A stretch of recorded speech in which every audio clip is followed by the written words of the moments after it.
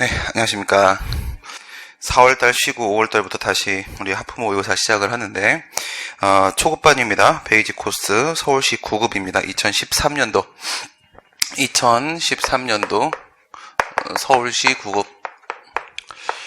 조금 어렵게 느껴지시게 되면은 이 앞에 있었던 국가직 9급하고 지방직 9급하고 먼저 여러분들이 좀 인강으로 확인을 해주시기 바랍니다.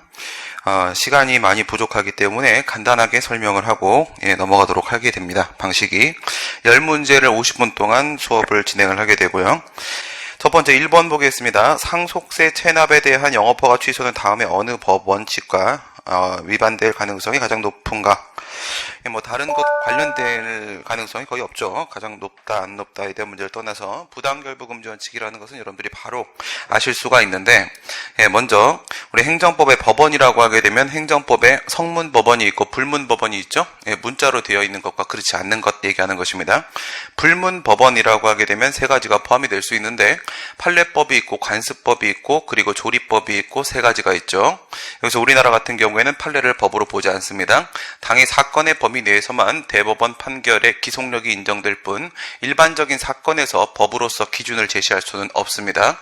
우리나라는 판례가 법이 아니고 관습법과 조리법만 인정이 되고요. 관습법 같은 경우에는 기본적으로는 민중적 관습법을 생각을 하시라고 했고요. 민중적 관습법과 그리고 행정선례법이 있을 수 있습니다. 행정선례법은 우리가 알고 있는 자기구속 원칙과 비슷한 겁니다. 행정관행이 반복되었을 때 그때 우리가 행정선례법도 관습법에 포함을 시킵니다. 일반적으로 관습법이라고 하게 되면 민중적 관습법을 말하는 것이죠. 반복된 관행이 있어야 되고 그리고 그에 대한 국민들의 법적 확신이 있을 때 우리 관습법으로서 인정될 수 있다라고 말하고, 법적 확신을 동반하고 있는지 여부에 대한 판단은 법원이 판단을 하게 될 것입니다. 지금 얘기하는 것은 조리법입니다. 조리법, 행정법의 일반 원칙이라고 하죠. 조리법, 사물의 본질적 법칙이라고도 하지만 조리라는 것은 이치로 통하는 것을 말하는 것입니다. 이치로 통한다, 부조리하다라는 말을 떠올리면 되겠죠. 그 조리의 행정법의 일반 원칙이 있고, 그 행정법의 일반 원칙은요, 비평신자, 목동, 부실사 이렇게 들어가죠. 비평신자, 목동, 부실사 이렇게 우선 정리를 해 두시고요. 비평신자, 목동부실사, 평신자가 아닌 목동의 경우에 있어서는 다리가 부실해서 사망에 이르게 된다라는 것이 바로 행정법의 일반 원칙, 구약시대 공의 하나님의 불문법 원리였었습니다. 비평신자, 목동부실사 먼저 떠올리시고요. 비례원칙, 평등원칙, 신뢰보원칙, 자기구속원칙, 목적위반, 동기부정, 부당결부금지 원칙, 실권의 법리, 사실오인, 우선 이 중에 하나 걸어보는 겁니다. 만약 이에 해당 사항이 없다라고 하게 되면은 그 다음에는 경찰법상 일반 원칙이나 형량 명령 원리로 들어갈 수 있겠죠. 일반적인 재량, 행정 재량의 경우에 있어서는 행정법의 일반 원칙 적용을 받게 될 것이고, 만약에 경찰 재량이라고 하게 되면 행정법의 일반 원칙과 함께 특유의 한계 법리로서 경찰법상 일반 원칙이 포함될 수 있습니다. 계획 재량이라고 하게 되면 행정법의 일반 원칙과 함께 형량 명령 원리라는 특유의 한계 법리가 하나가 더 추가가 되겠죠. 먼저 행정법의 일반 원칙 생각을 해주시면 되겠고, 위에 있는 지금 과잉금지 원칙 나오고 있는데요. 2017년도 지방직 7급부터 시작을 해서 지금 과잉금지 원칙에 대한 문제가 2번 출제된 적이 있습니다. 이 비례원칙이죠. 이 비례원칙 쪽에서 만약에 그것이 침익적인 처분이라고 한다면 침익적 행위, 그것이 수익적인 처분이라고 한다면 수익적 행위, 침익적 행위에서는요, 과잉금지 원칙입니다. 과잉금지. 참새를 대포로 쏴서는 안 된다. 이런 게 바로 과잉금지 원칙이 되는 것이겠죠. 반대로 참새를 레이저 포인트로 쏴서는 안 된다. 이게 바로 뭐예요? 과소금지 원칙입니다. 과소금지 원칙, 수익적 행위, 보조금 지급 등을 얘기하는 겁니다. 급부 행정 영역에서는 과소금지 원칙이 적용될 수도 있다라는 점도 같이 좀 정리를 해두시고요. 그 다음에 여기서 보시게 되면 보충성의 원칙이 나오고 있는데요. 보충성 원칙은 행정법의 일반 원칙에서는 주로 다루지 않습니다. 이거는 경찰법상 일반 원칙 쪽으로 가는 게임이죠. 경찰법상 일반 원칙. 경찰 재량 영역에서 적용되는 경찰법상 일반 원칙에는 소공책평비보가 있습니다. 소공책평비보, 소공책평비보 이렇게 됩니다. 소공책평비보, 이거는 경찰 재량 영역에서 적용이 되는 것이고요. 소공자, 소공녀 책을 비평을 하는 겁니다. 경찰법상 일반 원칙, 경찰들이 보통 소공자책을 많이 읽습니다. 그랬을 때 소는요 경찰 소국의 원칙이고 공은 경찰 공공의 원칙, 이 부분이 좀 중요하죠. 그 다음 경찰 책임의 원칙, 그 다음에 경찰 평등의 원칙, 경찰 비례 원칙, 그리고 경찰 보충성의 원칙이 있습니다. 경찰 보충성의 원칙, 다른 구제 방법이 없을 때, 다른 수단이 없을 때 사용을 해야 된다. 이게 바로 보충성의 원칙이 되는 것이겠죠. 행정법의 일반 원칙에 있는 비례 원칙하고 경찰법상 일반 원칙에 있는 경찰 비례 원칙은 비교하셔야 됩니다. 경찰관 직무집행법이라는 법이 있죠. 경직법이라고 합니다. 경직법이 적용되는 경우에는 경직법 제1조 2항의 경찰 비례 원칙 적용을 하게 되고요. 경직법 적용되지 않는 경우에는 그때는 행정법의 일반 원칙으로서 비례 원칙 적용을 하게 됩니다. 경찰법상 일반 원칙으로서의 비례 원칙은 경직법이 적용될 때만 적용된다. 그 다음 4번에 보시게 되면 신의성실의 원칙이 있습니다. 신의성실의 원칙은 일반적으로 행정법의 일반 원칙 안에 포함시키지 않습니다. 행정법의 일반 원칙을 적용해도 위법 사유가 인정되지 않을 때 또한 보충적으로 적용되는 게 바로 민법 2조의 신의성실의 원칙입니다.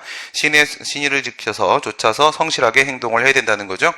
배신행위는 허용될 수 없다. 이게 바로 신의성실의 원칙이 됩니다. 지금 이게 바로 와닿지가 않는다라고 하게 되면 와닿으면 좋고요. 상속세를 내지 않았다라고 해서 영업허가를 취소를 한다. 전혀 실체적 관련성이 없죠. 전혀 관련성이 없는 상황입니다. 만약에 이런 경우는 어떻게 될까? 도로교통법을 위반했다. 내가 무단횡단을 했습니다. 음주운전을 했습니다. 그렇다고 해서 건물을 짓고 있는데 건축허가를 취소를 한다라고 하게 되면 어때요? 내가 무단횡단을 했다고 건물을 짓지 못하게 한다. 전혀 생뚱맞은 일이죠. 그거랑 같은 상황입니다. 상속세를 체납했다라고 해서 영업허가를 취소한다라는 것은 주된 급부와 반대 급부 사이에 있어서 실질적 관련성이 인정되지 않는 케이스, 부당결부금전칙 위반 사유가 인정된다. 이렇게 보겠네요. 2번으로 넘어가도록 하겠습니다. 2번으로 가보시게 되면 판례에 의할 때 사법관계에 해당하는 것은 이렇게 되어 있습니다. 공법관계와 사법관계의 구별을 얘기하는 것이죠. 첫 번째 1번입니다. 국공유 행정재산의 사용 수익에 대한 허가 신청 거부. 설명을 좀 하도록 하겠습니다. 4월달 한 달을 하프를 쉬었기 때문에 지금 제가 여러분들이 어느 정도 받아들이고 계신지 지금 이번 달에 하프를 하는지 모르는 사람들이 거의 대다수입니다. 보시게 되면은 국유재산하고 공유재산하고 이렇게 있을 수가 있겠죠. 국가 소유의 재산, 그 다음에 지방자치단체 소유의 재산 하게 되면 국유재산, 공유재산 이렇게 있을 수 있습니다. 그리고 국유재산 같은 경우에는 국유재산법이라는 법이 있고요. 그 다음 지방자치단체 소유의 재산, 공유재산이라고 하게 되면 공유재산 및 물품관리법이라는 법이 있습니다. 그냥 우리 약칭 줄임말로 공유재산법이라고 하죠. 이와 같은 국공유재산은 양쪽 국유 공유재산법 따르더라도 다 똑같습니다. 넘어가시면 여기에는 행정재산이 있고요. 행정재산이 있고 그 다음 일반재산이 있는데 일반재산의 과거의 종래 이름은 잡종재산이었었고요. 여러분 문제에도 잡종재산이라는 표현이 등장합니다. 그러면 일반재산으로 파악을 하시면 되겠고 행정재산이 아니면 그러면 일반재산입니다. 행정재산은 행정 목적으로 사용하기 위해서 국가 등이 가지고 있는 재산이기 때문에 이것은 강학상으로는 공물에 해당한다. 공익 목적으로 제공된 물건이라고 할 것이고 일반재산은 그렇지 않기 때문에 얘는 사물에 해당한다. 이래 볼 겁니다.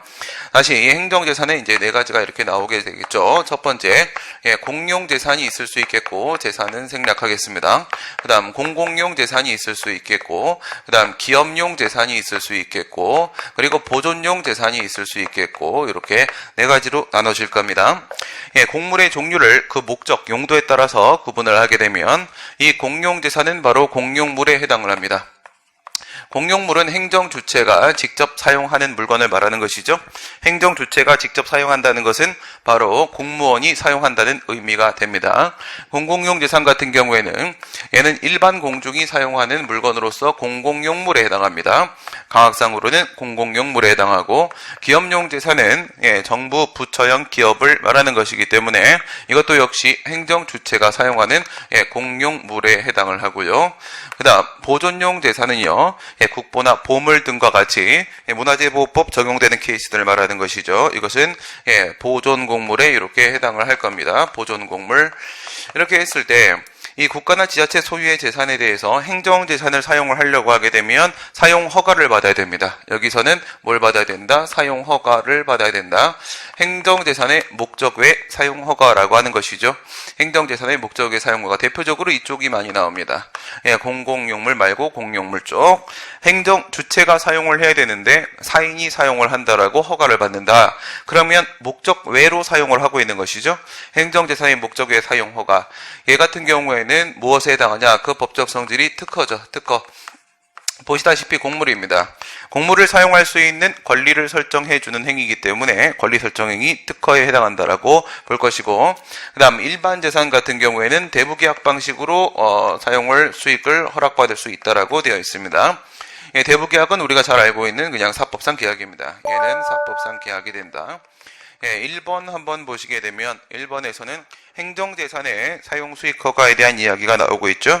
이것은 특허에 해당을 할 것이고, 신청권 인정되겠습니까? 특허는 100%, 협력을 요하는 행정행위, 쌍방적 행정에 해당합니다. 신청권까지도 인정되니까 거부는 처분이 될 수가 있을 테고요. 공물이기 때문에 그 사용관계는 공법관계가 맞습니다. 2번 보시고요. 국유재산법상 국유재산 무단 사용에 대한 변상금 부과처분이라고 했는데, 이 국유재산법이나 공유재산법 같은 경우에는 좀 특수한 부분들이 있습니다.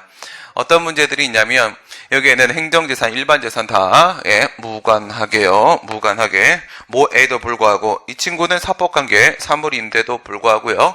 둘 다 변상금 부과가 가능합니다. 이 변상금 부과가 둘 다 처분입니다. 둘 다 처분에 해당하고, 그 다음 공법상 의무 불이행에 대해서만 우리가 자력강제력 행사로서 행정대집행이나 강제징수가 인정된다라고 보는데, 얘네들은 일반 재산의 경우에 있어서도 대집행이 가능하고요. 그 다음에 강제징수도 가능합니다. 가능하다고 국유재산법, 공유재산법에 규정이 따로 되어 있습니다. 자주 출제되는 부분이죠. 특이한 케이스이기 때문에 그렇습니다. 원래 사법관계에서는 이런 거 없죠. 강제력이라는 거 없습니다. 사법관계는 타력강제력, 즉 법원의 힘을 빌려서만 그 의무행을 확보할 수가 있는 건데, 여기는 좀 특이하다. 그 다음 이 변상금부가 얘기를 하고 있는데, 변상금은 100분의 120입니다. 100분의 120. 100이라는 것은 위에 같은 경우 행정재산이면 사용료, 일반 재산이라고 하게 되면 대부료, 물론 이제 둘 다 사용료입니다. 사용료, 대부료의 100분의 120만큼 부과를 하게 되는데, 이 사법관계 부분 말고 100분의 20 부분, 100분의 20 부분이 공법관계입니다. 그래서 저 변상금을 일반 재산에 있어서도 저기서도 무단으로 사용을 하는 경우에 대부계약을 맺지 않고 또는 대부계약의 기간이 지난 다음에 또 무단으로 사용하고 있을 때 부과되는 변상금을 처분이라고 보게 됩니다. 변상금 부과는 행정재산과 일반재산을 불문하고 양쪽 다 처분이라는 점을 주의하시면 되겠고요. 공법관계에 해당하겠죠? 그 다음 개발부담금 부과처분입니다. 부과처분, 돈 내라는 거죠. 급부 의무를 부과하고 있는데 과징금이든 부담금이든 뭐 조세든 뭐 상관없습니다. 부과처분이 나왔는데 직권 취소를 했습니다. 부당이득이 성립이 되겠죠? 그렇습니다. 여기서 부과처분이 이렇게 있었다. 부과처분이 있었습니다. 그리고 이에 대해서 돈을 납부를 했습니다. 잘못 냈다. 과오납이 성립이 됐다. 이렇게 했을 때 이 과오납 부분에 대해서 무엇을 제기하는 것이다? 부당이득 반환 청구 소송을 제기를 한다. 부당이득 반환 청구 소송. 부당이득은요, 민법 741조를 근거로 인정되는 권리를 말하는 것이죠. 이와 같이 공법관계라고 하더라도 사법 규정 중에 일반법 원리적 규정은 전면적으로 유추 적용이 가능하기 때문에 우리 또 공법관계에도 부당이득 적용될 수 있습니다. 그런데 이 부당이득이 성립이 되려면 법률상 원인이 없어야 되는데, 그 법률상 원인이 바로 이 부과처분의 효력입니다. 이 부과처분의 효력이 바로 법률상 원인이 되는 것인데, 이 부과처분을 취소했다라고 했습니다. 이 부과처분을 취소했으면 이 부과처분의 효력이 소멸했겠죠. 소멸했으니까 이제는 법률상 원인이 없는 이득을 국가가 취하고 있다라고 말할 수 있습니다. 방금 뭐라고 했냐? 얘는 민법 741조라고 했습니다. 민법을 근거로 인정되는 권리이기 때문에 우리 판례는 이것을 민사소송으로 보고 있죠. 소송의 형식은 민사소송 사건이라고 보고 있습니다. 물론 옳지는 않습니다. 어쨌든 판례는 세 가지입니다. 세 가지. 첫 번째 국가배상 청구 소송, 두 번째 부당이득 반환 청구 소송, 세 번째, 손실보상 청구 소송의 경우에 있어서 우리 판례는 이 세 가지를 민사소송으로 보고 있습니다. 학설은 당사자 소송으로 보고 있고요. 그래서 이거는 이제 사법관계 처리를 하시는 게 맞겠죠. 판례 따라 보게 되면 민사소송 사법관계 문제다. 4번 도시 및 주거환경정비법상 관리처분 계획안에 대한 조합총회 결의 효력을 다투는 소송의 성질은 과연 무엇인가? 방금 우리 손실보상 얘기 나왔으니까 5번 간단히 짚고 들어가시게 되면 5번입니다. 하천법 판례라고 보통 이야기하고 있는 걸 얘기하는 건데요. 하천구역 편입 토지 보상에 관한 특별조치법 제2조 1항 규정에 의하면 손실보상금의 지급을 구하는 소송의 성질 이렇게 했는데 판례는 원칙적으로 손실보상에 대한 문제도 채권 채무 문제로서 이거는 민사상의 문제다 이렇게 보는데요. 이거는 하천법을 근거로 인정되는 권리입니다. 도로법상 손실보상 청구도 마찬가지입니다. 경찰관 직무집행법 제11조 2에 따른 손실보상 청구도 마찬가지입니다. 공익사업을 위한 토지 등의 취득 및 보상에 관한 법률에 있는 모든 손실보상 다 마찬가지입니다. 이와 같이 공법을 근거로 해서 인정되는 손실보상은 판례 역시도 애누리 없이 공법관계 당사소송으로 보고 있는 게 맞는 겁니다. 공법을 근거로 해서 인정되는 보상 청구권은 아무리 판례가 이것을 소송물 기준으로 민사소송으로 본다 할지라도 소송물 기준으로 봐도 공법관계이기 때문에 당사소송이 될 수밖에 없습니다. 우리가 손실보상에서 대표적인 당사자소송으로 봤던 케이스로 배웠던 내용입니다. 4번으로 들어가시게 되면 도시 및 주거환경정비법, 도시환경정비 및 주거환경정비에 관한 내용을 다루고 있는 법이죠. 도시 및 주거환경정비법상 관리처분 계획안에 대한 조합총회 결의의 효력을 다툰 소송. 이게 이제 유명해진 것은 2013년도 이때가 아닙니다. 이게 유명해진 건 2016년도였었죠. 여기서 당사자 소송에서의 가처분 준용을 허용한다라는 판례가 나왔을 때 그때 교수님들이 전부 틀리셨다는 사실이 입증이 된 사실이 있었습니다. 중요한 판례고요. 현재로서 더욱더 중요하죠. 이 내용을 이제 한번 보도록 하겠습니다. 우리가 재개발조합이나 재건축조합 같은 걸 설립해서 도시정비 사업을 진행을 한다라고 했을 때 우선 4단계로 갑니다. 첫 번째, 조합을 설립하기 위한 준비 단계로서 추진위원회 구성 승인을 받게 됩니다. 구성 승인, 그렇죠? 구성 승인, 재개발이나 재건축의 도시정비사업조합, 도시정비사업조합, 조합을 설립하기 전에 준비 단계입니다. 추진위원회 구성 승인 단계.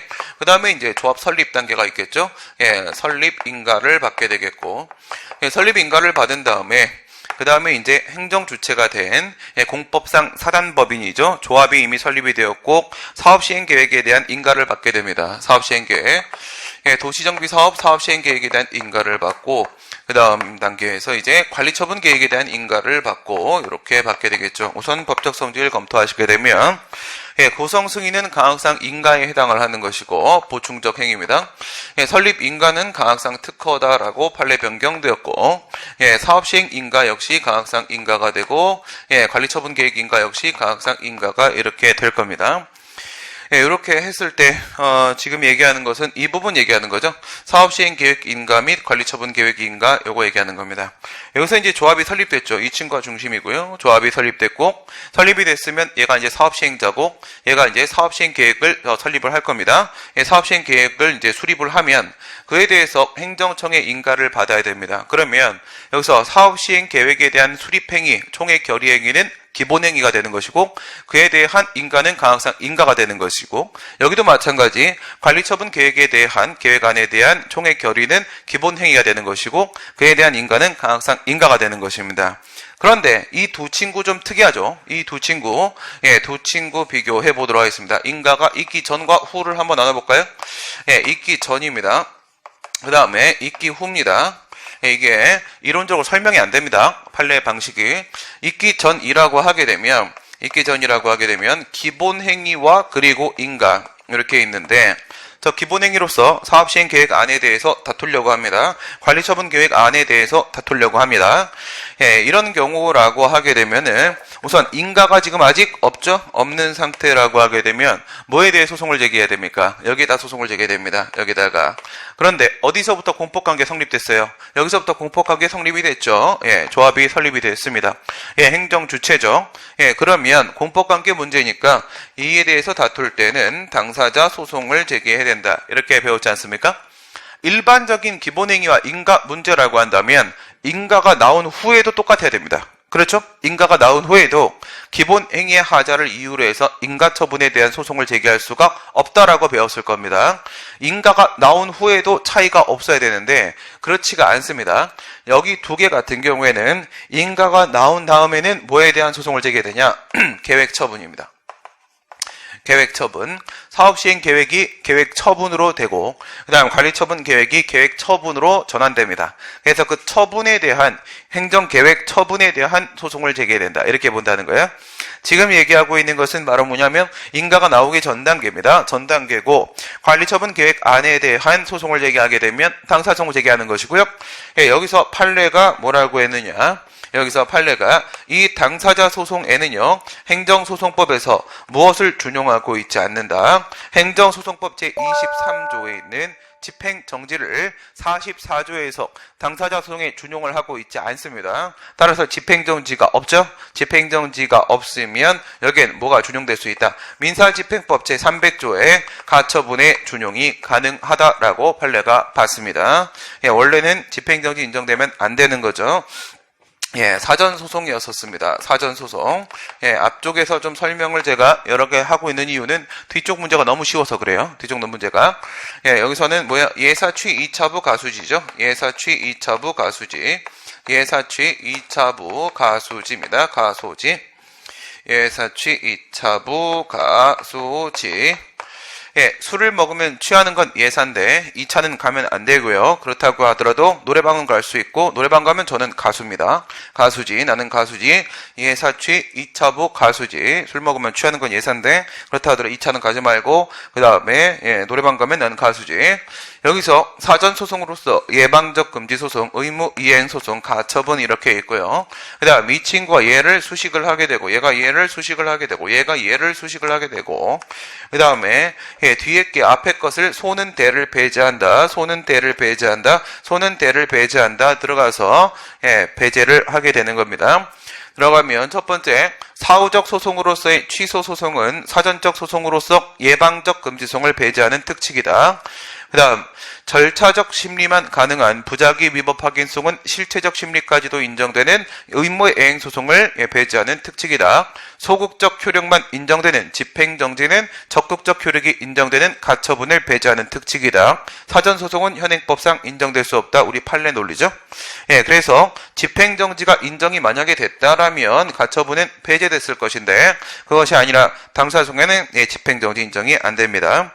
3번 갑니다. 일반적으로 법규의 성질을 가지지 않는다고 할 수 있는 것은 예, 이런 문제는 내면 안 되죠. 네, 전혀 의미 없는 문제입니다. 예, 그냥 단순하게 형식만 가지고 보시기 바랍니다.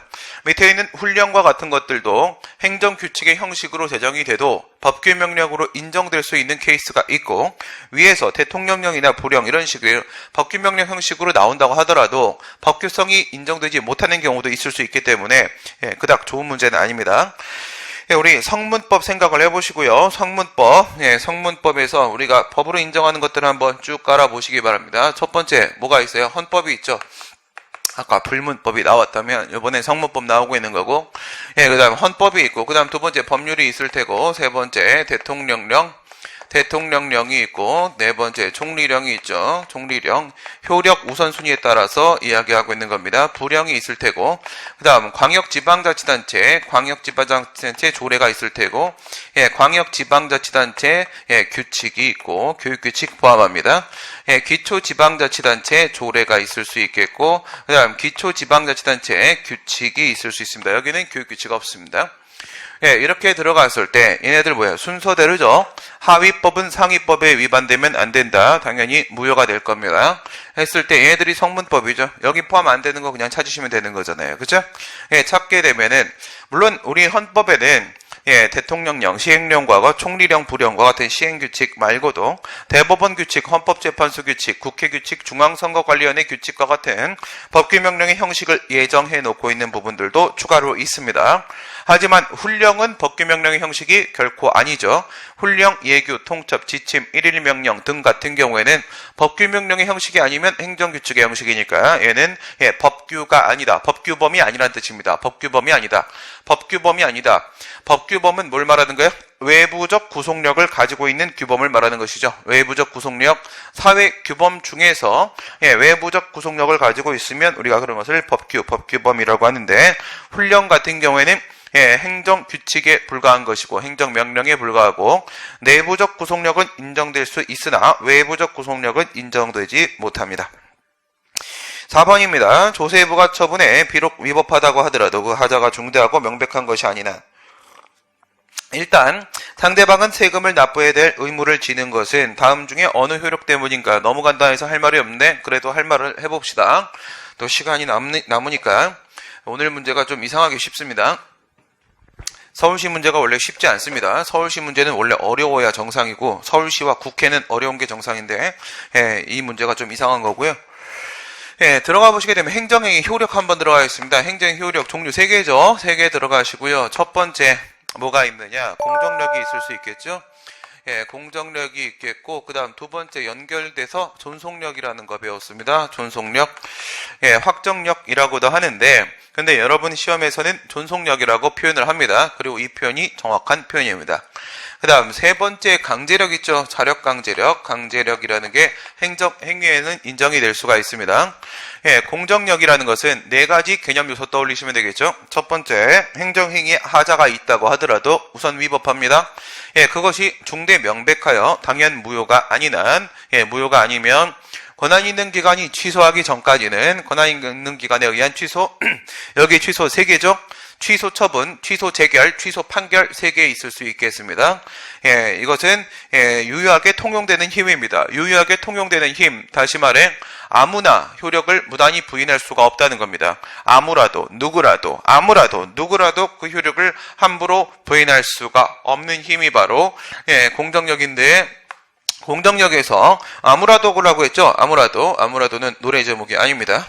아무라도가 있는데 이 아무라도라는 부분을 2개로 나눕니다. 2개로 나왔을 때 그것이 처분의 직접 상대방이나 플러스 이해관계인 제3자 말하는 거죠. 처분의 상대방이나 이해관계인에게 적용되는 공정력을 우리가 협의의 공정력이라고 하게 되고요. 협의의 공정력. 그 다음 최근 학자들 같은 경우에는, 신진학자들은 앞에 있는 공정력하고 뒤에 있는 공정력하고 구별하죠. 앞에 있는 공정력은 광의의 공정력, 뒤에 있는 공정력은 협의의 공정력. 광의의 공정력에는 구성요건적 효력이 포함된다라고 보죠. 판례는 구별하지 않고, 여기서 이제 다른 국가기관입니다.